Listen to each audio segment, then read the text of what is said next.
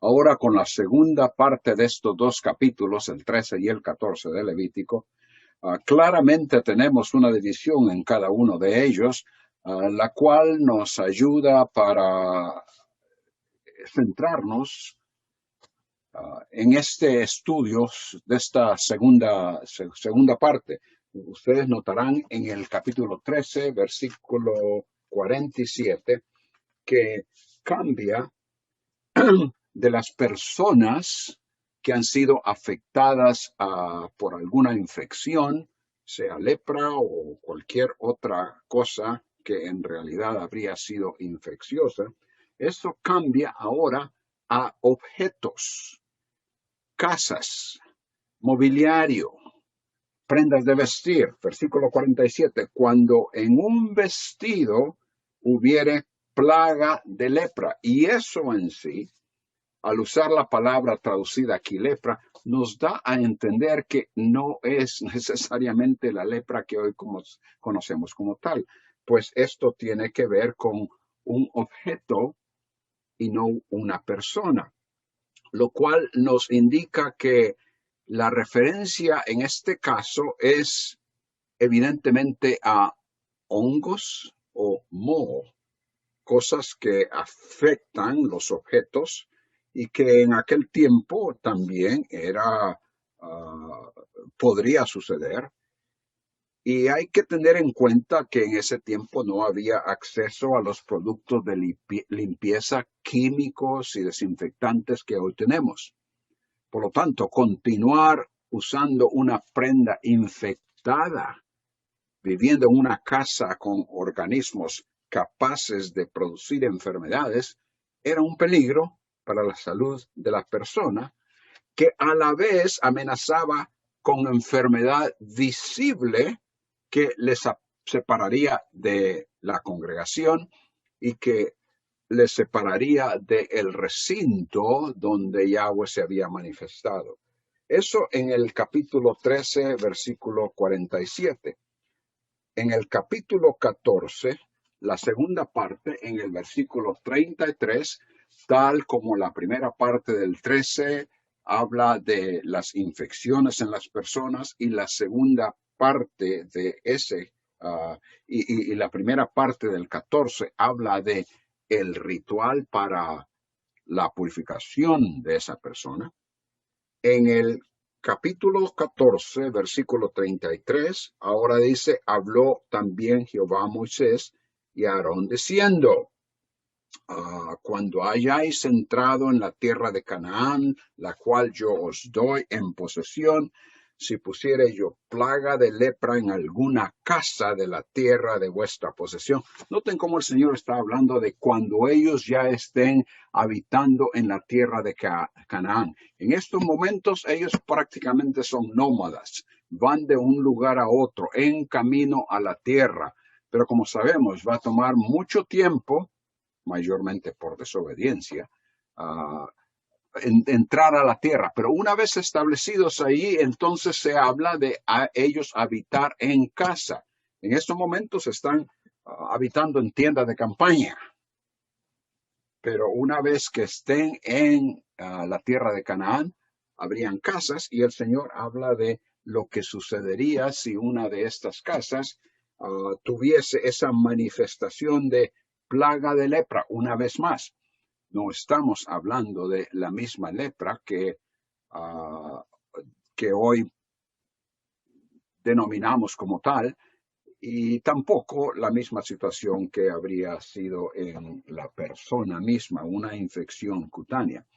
Pero bien, entonces, en esta parte, lo que se enfatiza en la última parte del 13 y la última parte del 14, lo que se enfatiza son las posesiones de las personas, lo que ellos tienen, ya fuese la casa, ya fuese un vestido, ya fuese una silla o una cama o lo que haya sido, pero eran posesiones materiales.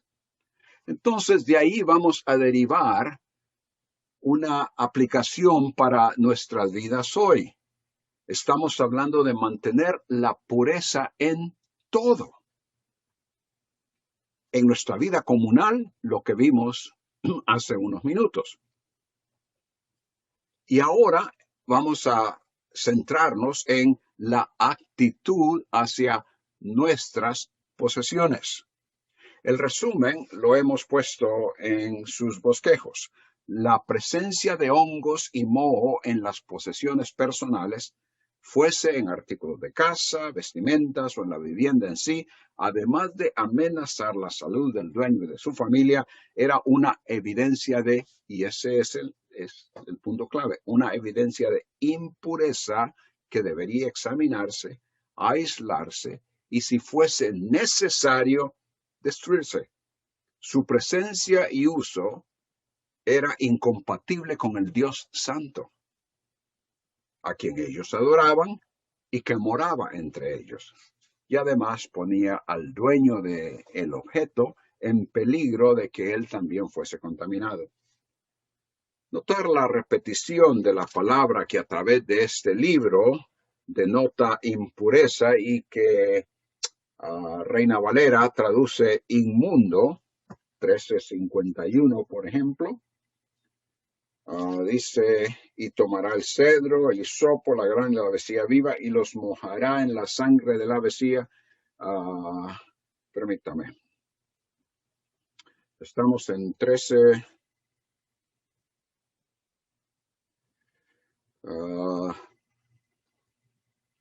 Es la palabra inmundo la que estoy refiriéndome, pero no la veo en este versículo. La razón es porque estoy viendo el capítulo 14 en vez del 13. El capítulo 13, versículo 51, una vez más, al final dice, lepra maligna es la plaga, inmunda será. En el versículo 55, hacia el final del versículo, aunque no se haya extendido la plaga, inmunda es. Ese es el gran problema. Lo fue para las personas mismas cuando tenían esta enfermedad infecciosa. Eran declaradas inaceptables. Y lo mismo sucede con las posesiones que ellas tenían. Como dijimos, fuese una casa o cualquier otra cosa. Si había algo que las hacía insalubres, impuras delante del Señor, entonces era declarada inaceptable. Ahora, la aplicación para nosotros.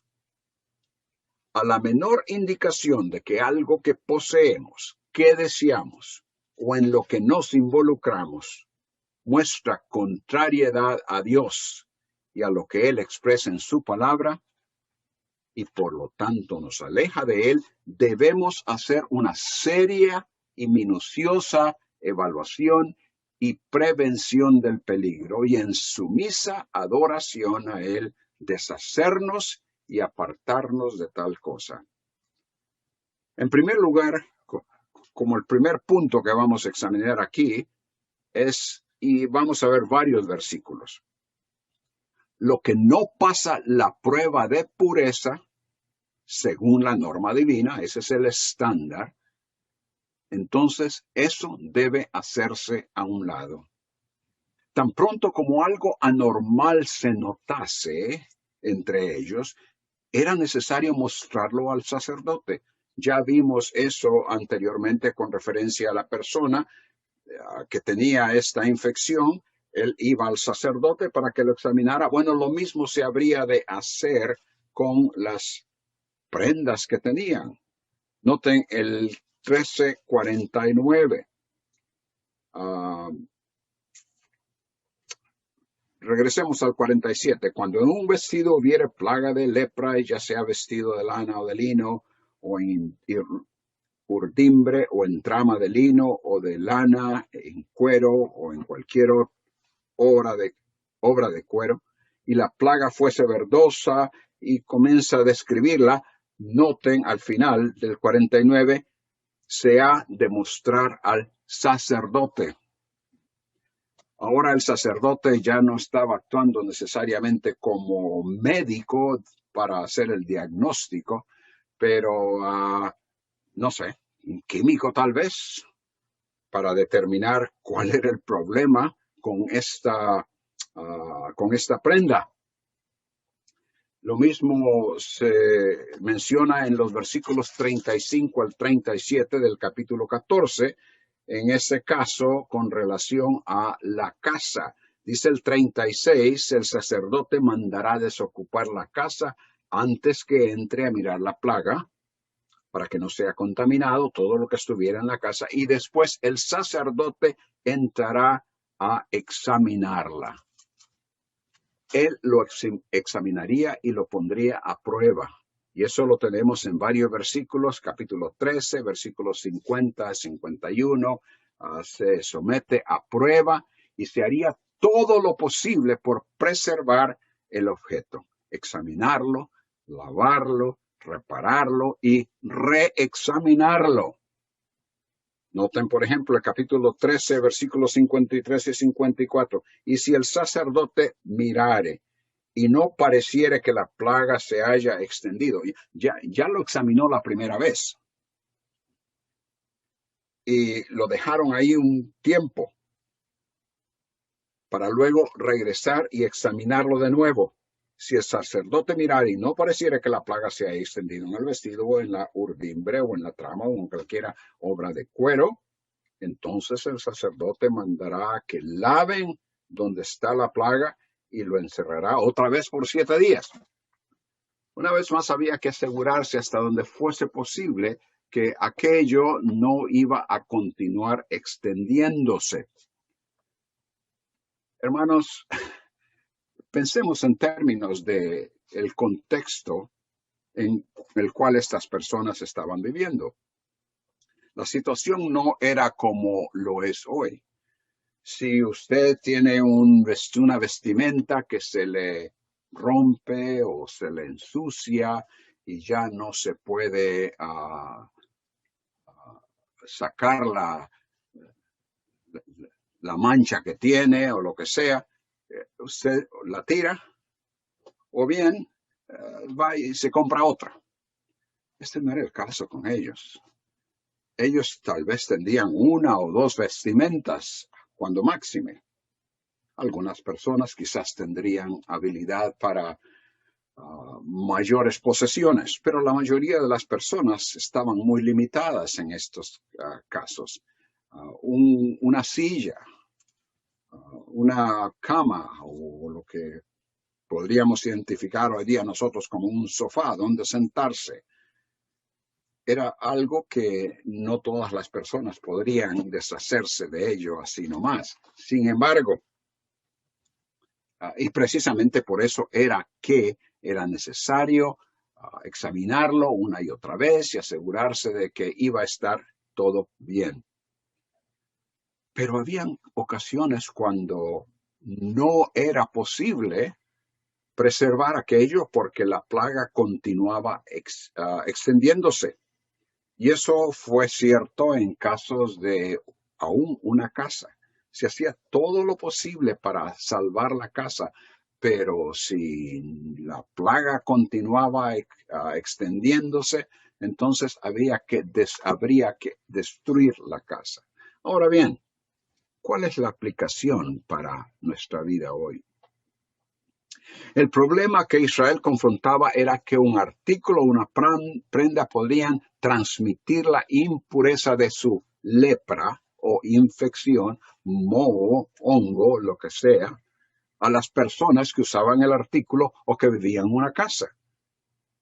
Lo que viene al caso para nuestra aplicación, entonces, es el contacto con algo y la contaminación que resulta de él.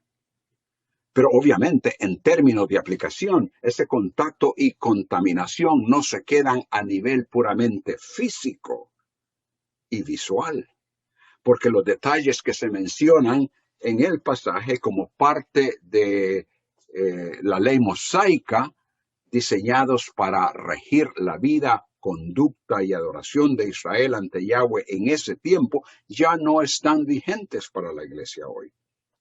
Pero, como ya hemos mencionado, la aplicación del principio espiritual permanece. Es muy posible, y en la realidad sucede, que en nuestro contacto con algo produzca en nosotros impureza, contaminación, que nos dañe espiritualmente y que, como continuamente Levítico enseña, interrumpa nuestra comunión con el Señor. En esta época de consumismo, todos nosotros somos atraídos a la adquisición de cosas que consideramos necesarias. Nos hemos enamorado, por decirlo así, de todo lo electrónico. Y obviamente, estas cosas hacen nuestra vida mucho más conveniente, fácil hasta, podríamos decir, y hasta facilitan tantas otras cosas.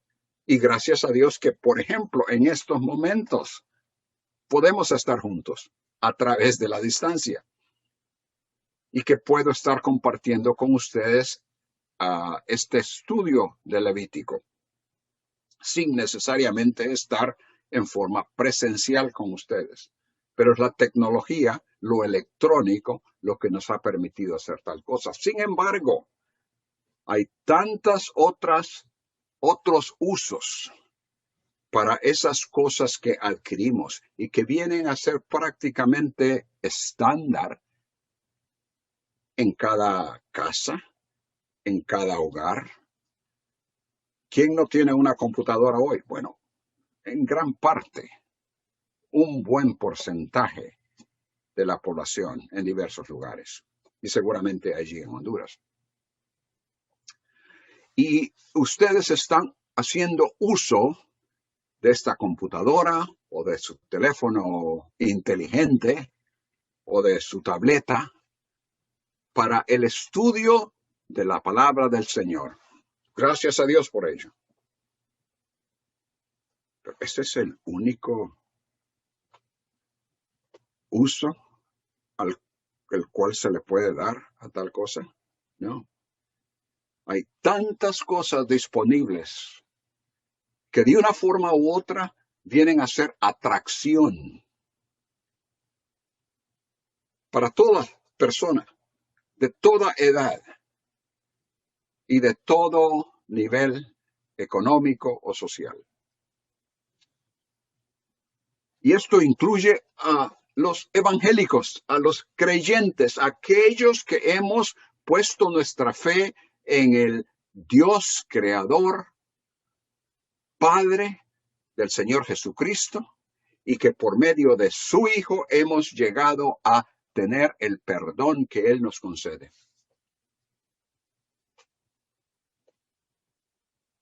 ¿Es únicamente para el estudio de la palabra de Dios o mayormente que usted usa su computadora? Ciertamente habrá muchas otras cosas que tienen que ver con el trabajo, las actividades diarias, el estudio, máxime en este último año, cuando ha habido tanta clase que ha sido necesaria realizarla por medio de la computadora, por medio del internet, porque las clases presenciales no han sido posibles. Todo esto, gracias a Dios por eso. Pero las demás cosas las hemos hecho totalmente a un lado. Esas situaciones que muchas veces atraen a la naturaleza humana y hacen caer en pecado, vienen a contaminar nuestras mentes, nuestros corazones, nuestras vidas, y a la vez interrumpen nuestra relación con el Señor. Y no solo eso, sino que nos amenazan con que también contaminemos a otras personas. Cuando algo así está por suceder, cuando la tentación, la curiosidad de una cosa u otra, y no tiene que ser necesariamente en la computadora, en tantas otras cosas alrededor nuestro, cuando algo de eso nos amenaza, como para que nuestra comunión con el Señor sea interrumpida, hermanos, se hace necesario hacerla a un lado. Porque son cosas que no pasan la prueba de pureza según la norma divina. No hay nada erróneo estar al día con lo que es necesario. Pero cuando el deseo de adquirir cosas u objetos o cuando nuestro tiempo, nuestra energía y recursos vienen a estar controlados por nuestra dedicación a cualquier cosa, a tal grado que lo espiritual viene a tomar un segundo o tercero o menor lugar en nuestras vidas, entonces hemos entrado al área de la impureza espiritual. Nuestro proceder ya no es agradable al Señor y por lo tanto inaceptable a Él. En la parábola del sembrador, el Señor Jesús habló de la semilla que cae entre los espinos. Y lo explicó en términos de que los que han oído la palabra, algunos de ellos dice, son acosados por las preocupaciones del mundo, el engaño de las riquezas y los deseos de las demás cosas entran y ahogan la palabra y se vuelve estéril. ¿Se ha vuelto estéril la palabra en alguno de nosotros? ¿Ha pasado a ser nuestra vida espiritual infructífera?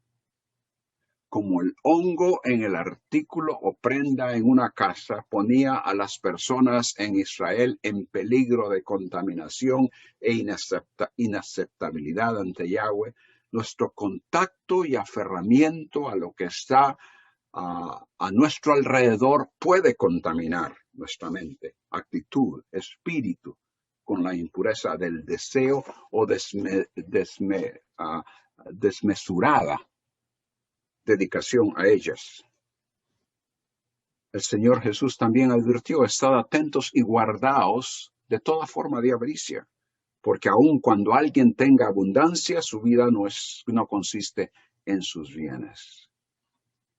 Bien expresó Pablo que la raíz de todos los males es el amor al dinero, y pasa a observar que por eso, codiciándolo, algunos se extraviaron en la fe y se torturaron con muchos dolores. En el caso de Israel había situaciones en las cuales era necesario no tan solo huir o destruir la prenda o el artículo, o aún la casa.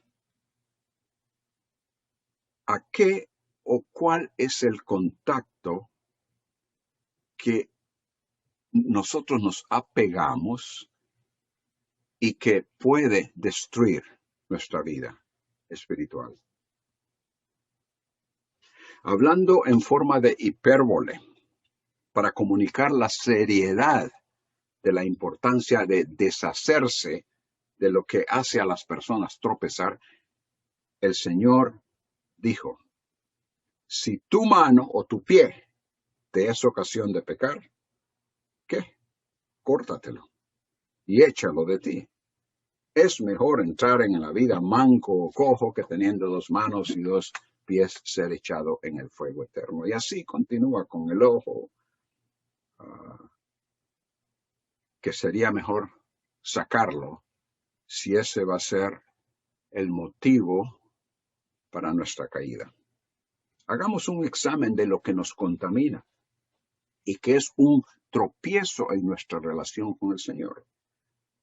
Entonces, el principio a aplicar es que a la menor indicación de la impureza, en lo que poseemos, en lo que deseamos o en lo que nos involucramos, debemos hacer una seria y minuciosa evaluación y prevención del peligro.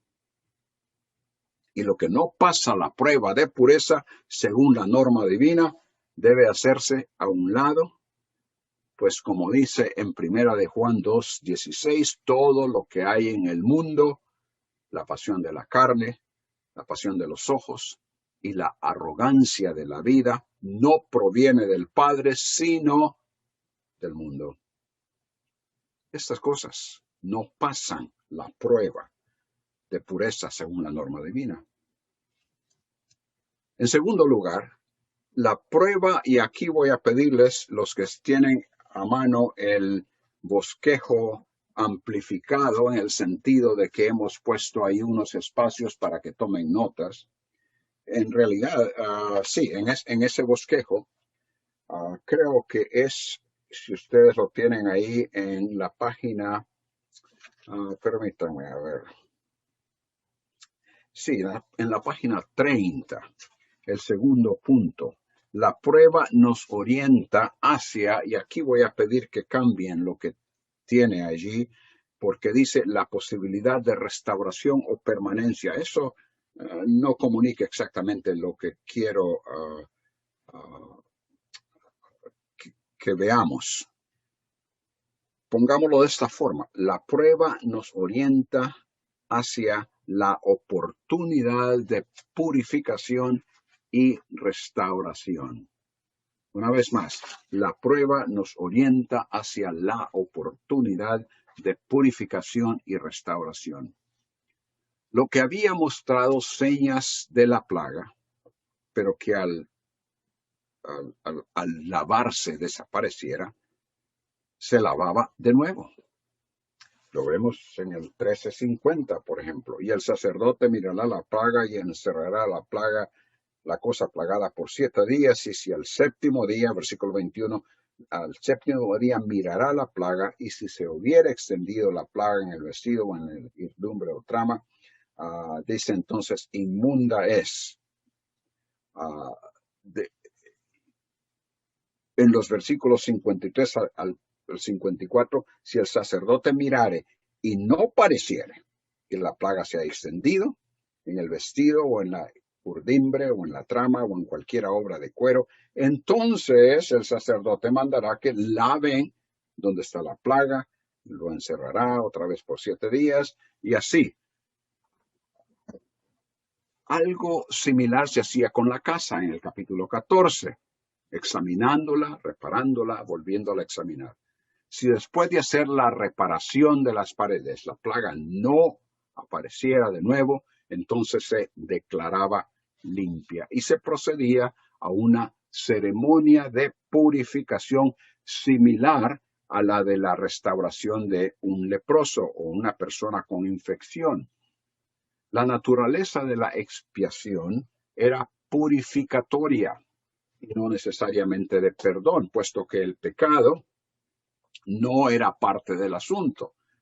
No era porque el objeto había pecado y que había entonces que otorgarle perdón. No, hay que purificar tal cosa. Y la persona que por estar en una casa impura hubiese sido contaminada, eso la hacía inaceptable, como dice aquí, hasta la noche, y necesitaba lavar su vestimenta. Capítulo 14, versículos 46 y 47. Cualquiera que entrare en aquella casa durante los días en que la mandó cerrar, es decir, el sacerdote mandó que cerraran la casa, será inaceptable, inmundo, dice Reina Valera, será inaceptable hasta la noche. Y el que durmiere en aquella casa lavará sus vestidos, también el que comiere en la casa lavará sus vestidos. Una vez más, esa identificación visual, que porque algo era declarado inaceptable, las personas que tenían contacto con ello también venían a ser inaceptables. Y ahí está el punto: contaminación. Entonces, la restauración concierne la casa y no necesariamente la persona, excepto por el tiempo que tiene que estar esperando lavar sus vestidos y ser restaurada. Lo peor que podía suceder para el dueño de una casa o de una prenda que había sido encontrada con este moho, esta infección, este hongo, era que, habiendo seguido el procedimiento necesario para tratar de determinar si aquello era temporal y que si se podía deshacer de ello, lo peor que podía pasar para él, para tal persona, era que la vestimenta o cualquier mueble o aún la casa tuviese que ser destruida. Pero,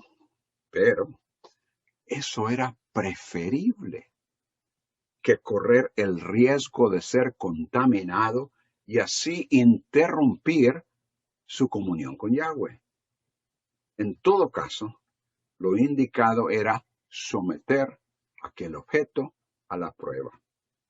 Ahora, aunque la profilaxis es prominente en estos capítulos, la razón principal para lo que aquí se prescribe es la incompatibilidad con la santidad de Dios, quien es perfecto.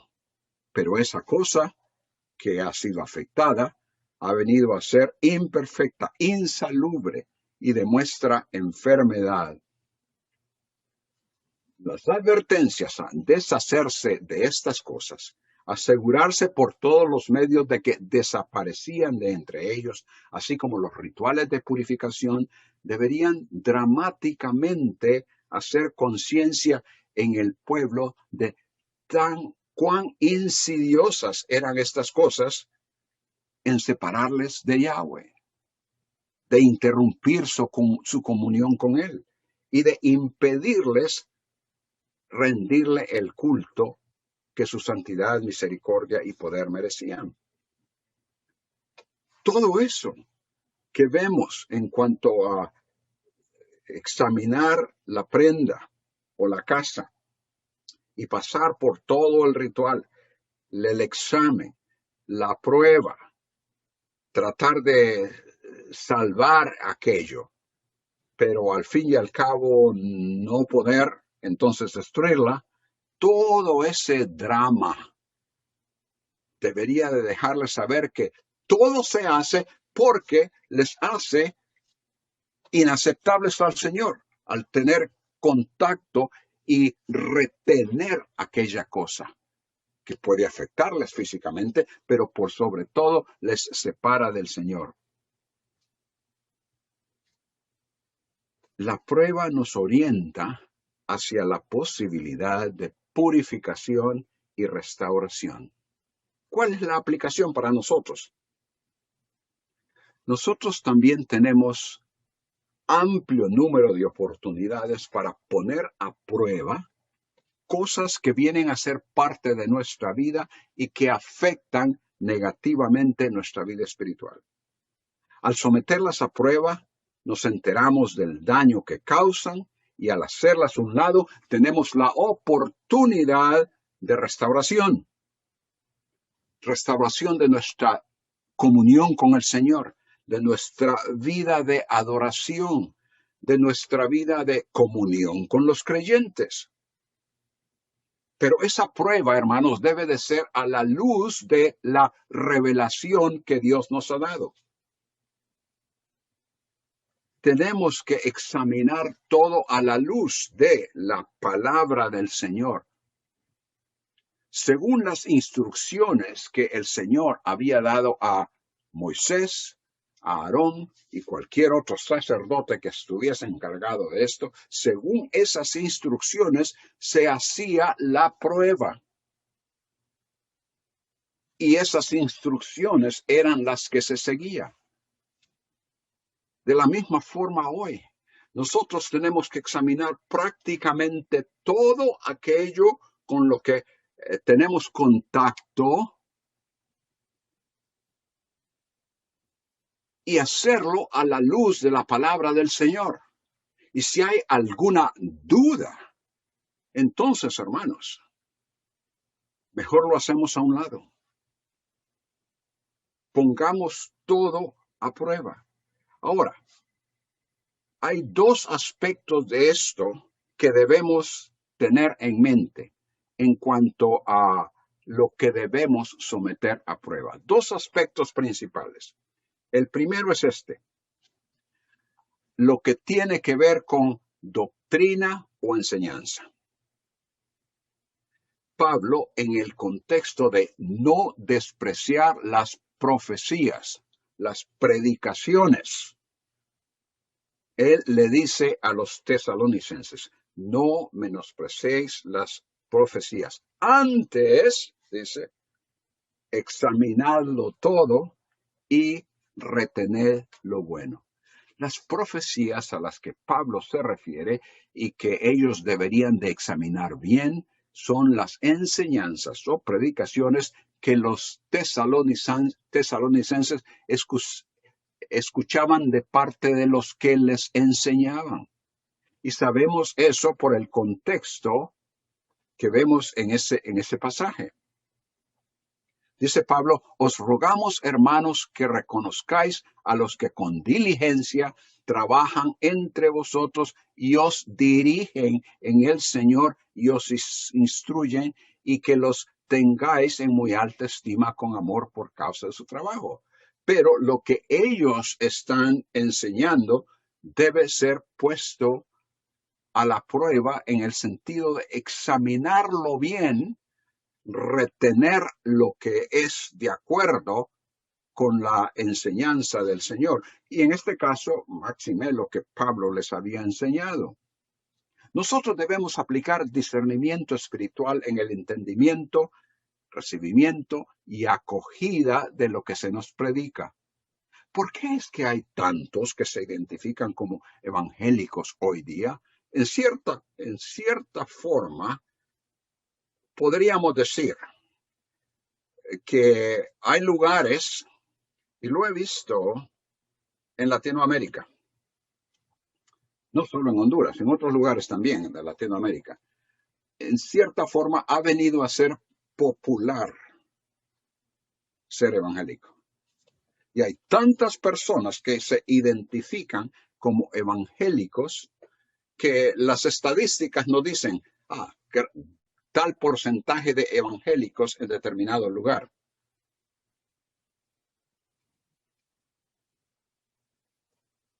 Pero lo que sucede en muchas ocasiones, en muchos lugares, es que ese porcentaje no refleja lo que debe de estar sucediendo en esa sociedad. Hay evangélicos que, apartados de la enseñanza y de la práctica que Dios nos ha dejado, se conducen de una manera que trae reproche a la santidad de Dios y que hace del evangelio algo ligero, sin consecuencia o efecto en la vida. Y la razón es porque los que participan en algunas congregaciones han tomado las palabras de los que los dirigen sin ponerlas a prueba, sin compararlas verdaderamente con la palabra del Señor. Sencillamente las escuchan y las siguen. Así, algunos supuestos pastores han levantado una iglesia propia de ellos mismos, disfrazada con ropaje evangélico, que retiene alguna forma de verdad, pero que es afectada por el moho espiritual que crece y se extiende en la congregación, impidiéndoles tener una verdadera y real comunión con el Señor, lo cual se deja saber en las vidas que conducen en la sociedad y en el lugar donde viven. El apóstol Juan advirtió a sus lectores en el primer siglo y ha advertido a todo creyente por 20 siglos desde que él lo escribió. Amados, no creáis a todo espíritu, sino probad los espíritus para ver si son de Dios. Porque muchos falsos profetas han salido al mundo. Y en el contexto que Juan escribió, la prueba consistía en algo similar a lo que el Señor Jesús preguntó a sus discípulos. ¿Quién dicen los hombres que soy? Para luego, en forma directa y personal, decirles, ¿y vosotros quién decís que soy? La respuesta a la prueba a la que Juan se refiere, él, es decir, Juan, la define en el capítulo 4 de su primera carta. En esto conocéis el Espíritu de Dios. Todo espíritu que confiesa que Jesucristo ha venido en carne, el gran problema en ese tiempo era que muchos decían que en realidad el Cristo que se había manifestado no era de carne y hueso, era algo diferente, un espíritu quizás. Todo espíritu que no confiesa a Jesús no es de Dios. Y este es el espíritu del anticristo. La prueba en ese momento tenía que ver con la realidad de la identidad y la manifestación de la persona de Jesucristo. Dijo también Juan: os he escrito estas cosas respecto a los que están tratando de engañaros. Estos eran algunos que permanecían en la congregación y otros que ya habían salido porque tenían creencias acerca de la persona del Señor Jesús diferentes de lo que él había demostrado y que los apóstoles estaban enseñando. Salieron de nosotros, pero en realidad no eran de nosotros. Es inmediatamente después de declarar que ninguna mentira procede de la verdad que Juan pregunta: ¿quién es el mentiroso sino el que niega que Jesús es el Cristo? Y después de eso, a través de los años, han surgido y siguen surgiendo toda clase de doctrinas, enseñanzas extrañas a lo que la palabra del Señor enseña.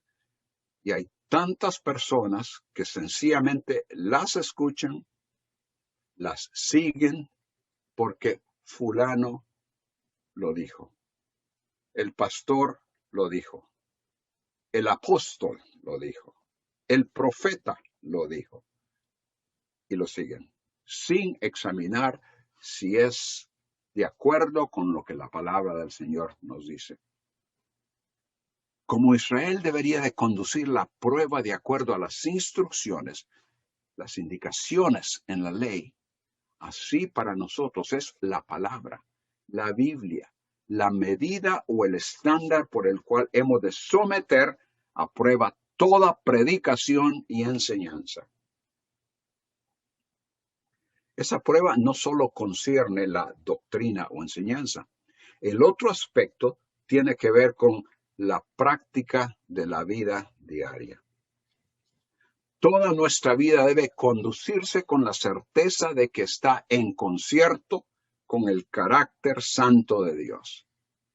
Todo aquello en lo que nos involucramos, en lo que participamos, en lo que viene a ser parte de nuestra vida, de nuestra práctica, debe someterse a la pregunta: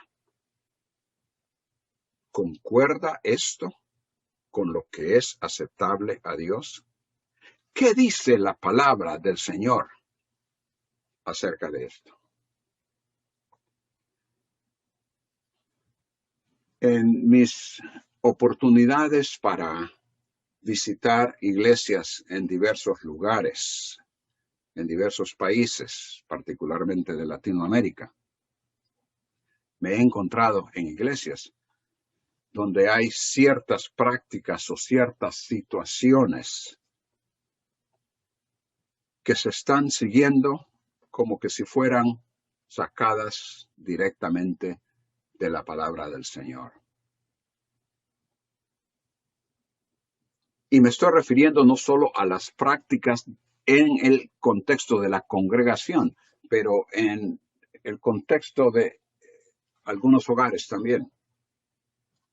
Y es evidente que las personas no se han hecho la pregunta: ¿qué dice la palabra del Señor acerca de esto? Esa es una pregunta que evidentemente no se está haciendo, no se está expresando en el mundo evangélico. Existe la tendencia en nuestro medio a hacer las cosas, tomar decisiones, tanto a nivel congregacional como a nivel personal, a nivel de hogar, tomar decisiones, involucrarnos en ciertas prácticas o adoptar costumbres, ya sea porque al momento se considera conveniente o porque nos parece atractivo o porque así lo hacen los demás. No sé si ustedes se han notado, pero existen ciertas olas que llegan a las iglesias evangélicas. Y de pronto todas las iglesias están haciendo esto, porque en algún momento alguien comenzó con esto y es que ahora así lo hacemos. Por otra parte, el extremo es la iglesia que dice, bueno, así siempre lo hemos hecho y no lo vamos a cambiar. No importa lo que suceda. Y muchas de las cosas que se hacen y se practican en las iglesias evangélicas, hermanos, estoy seguro que muchos no pueden decir bíblicamente por qué las hacemos. Es una situación similar a la que sucedió con Israel con el tiempo. El Señor dio todas estas leyes, estas instrucciones, para que ellos supieran cómo vivir de una forma aceptable delante de ese Dios santo que había establecido esa relación con ellos. Y con el pasar del tiempo, hubo personas que fueron obedientes a aquellas leyes. Pero desde el momento que Moisés dio y enseñó estas cosas al pueblo, entre ese tiempo y el tiempo de, digamos, Isaías, estamos hablando de un periodo de 700 años. Muchas de esas cosas vinieron a ser únicamente por tradición, porque así lo hemos hecho todo el tiempo.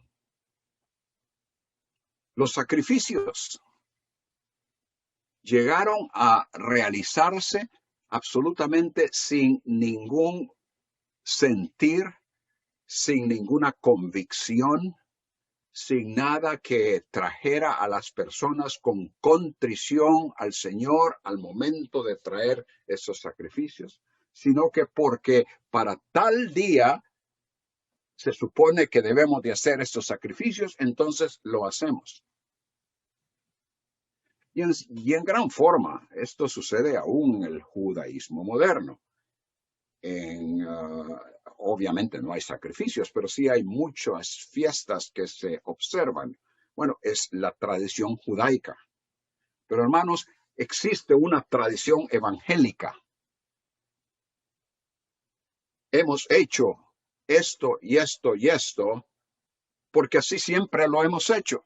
Así nos enseñó el misionero y así lo vamos a continuar haciendo.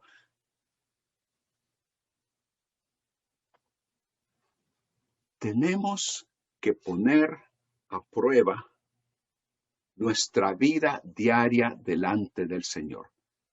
Tanto las cosas que tienen que ver con nuestra relación fuera de la iglesia, en conexión con otras personas, en nuestra relación hacia aquellos que no son creyentes, en relación a cosas que adoptamos, negocios en los cuales nos involucramos, porque en ese momento es una buena oportunidad para sacar algún dinerito.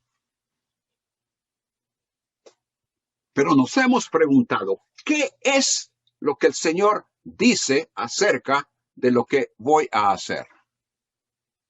¿Encaja esto con las instrucciones del Señor?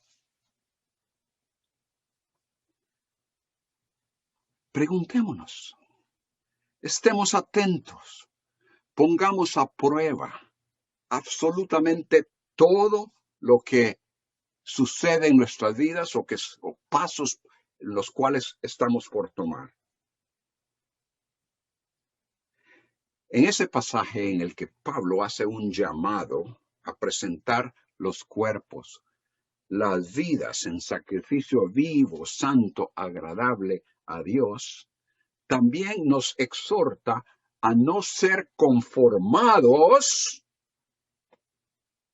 a este siglo, es decir, a esta corriente, a esta época, sino ser transformados por medio de la renovación de nuestra mente. Y ahora Pablo dice, para que comprobemos, verifiquemos, constatemos cuál sea la voluntad de Dios, lo que es bueno, aceptable y perfecto. Y así vivir delante de Él con ese estándar. Nuestra práctica, la forma en que conducimos nuestra vida, nuestra actuación o reacción a las circunstancias deben ser siempre sometidas a la prueba del estándar bíblico. Si fallamos esa prueba, si algo en nuestra vida no encaja con la santidad del Señor, necesitamos buscar restauración. La comunidad de creyentes se beneficia cuando se realiza una restauración en nuestras vidas. Todos nos beneficiamos.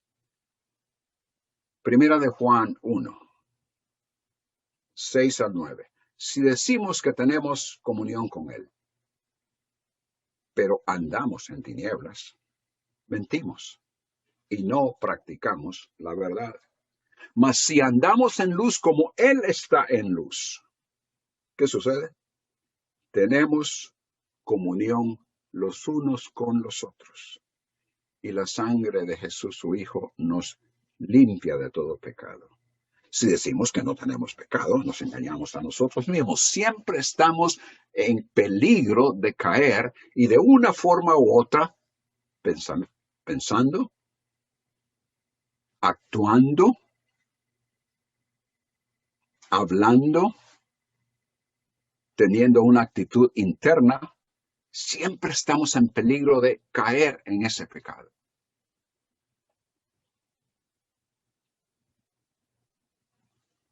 Lo grandioso, hermanos, es lo que dice Juan en ese versículo que también conocemos. Y si bien es cierto, lo aplicamos en nuestro ministerio de evangelismo, pero él, es decir, Juan, estaba escribiendo a creyentes. Si confesamos nuestros pecados, Él es fiel y justo para perdonar nuestros pecados y para limpiarnos de toda maldad. Nos hemos examinado y encontramos que hay algo que no encaja con la santidad de Dios. Hay algo que está presente en nuestras vidas que no nos identifica y que más bien nos separa del Señor y de los creyentes, demás creyentes, comunidad de creyentes. Entonces, ¿qué hacemos? Confesarlo, porque Él nos perdona y nos limpia. El cristiano no puede dar por sentado que todo lo que hace está de acuerdo con la santidad y voluntad de Dios, porque la naturaleza humana tiende a querer hacer lo propio. Es fácil deslizarnos y pasar de la luz a la cual Cristo nos ha traído a las tinieblas de las cuales Él nos sacó.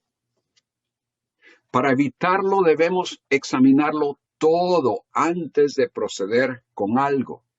Y si caemos en una situación contraria a lo que Dios nos indica, abogado tenemos para con el Padre. Y como hemos dicho, si confesamos nuestros pecados, Él nos perdona y nos limpia. Como Israel debería someter a prueba lo que le ponía en peligro de contaminación y destruir lo que no pasaba esa prueba, también nosotros probémonos a nosotros mismos. Probemos lo que viene a ser parte de nuestra vida. Probemos nuestra motivación en la adquisición o pertenencia de objetos, cosas que deseamos obtener, pero que con facilidad comienzan a controlar nuestras vidas, a tal grado que nos involucran en actitudes y acciones que nos apartan del Señor y de los creyentes. A la menor indicación de que algo que poseemos o deseamos o en lo que nos involucramos muestra contrariedad a Dios y su palabra, hagamos tal cosa a un lado. Mantengamos la pureza en todo, incluyendo nuestra actitud hacia las posesiones. Además, acostumbrémonos a evaluar todo, incluyendo lo que oímos de parte de algún predicador, así como cada situación que se presenta en nuestra vida.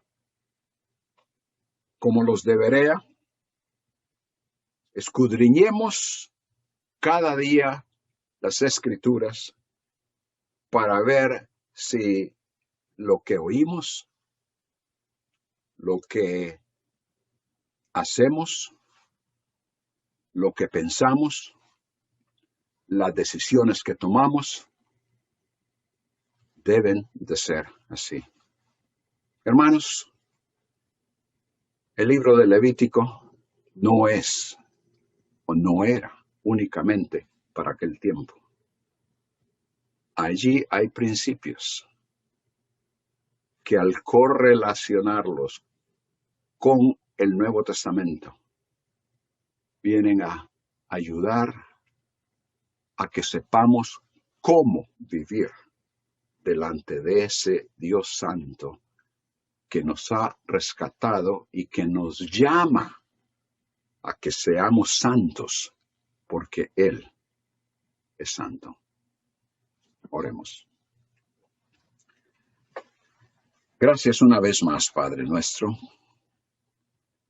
Reconocemos que tu palabra es en verdad eterna, que es una espada que penetra hasta lo más profundo de nuestro corazón.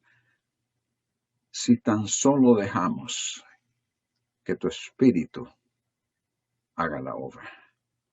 Oh Padre, te ruego que no permitas que el enemigo se interponga de tal manera o que nuestra propia naturaleza le ponga un paro a la obra que tú deseas hacer en nosotros, como para rechazar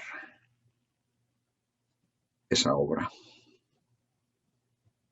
Permite que este tiempo que estamos teniendo alrededor de tu palabra pueda ser de gran eficacia para la vida de cada uno de nosotros, para la vida de las congregaciones e iglesias locales que representamos. Pero por sobre todo, Señor, que todo esto sea para la gloria de aquel que se dio por nosotros y que tú enviaste con tu amor para rescatarnos, para limpiarnos, para santificarnos. En su nombre lo rogamos. Amén.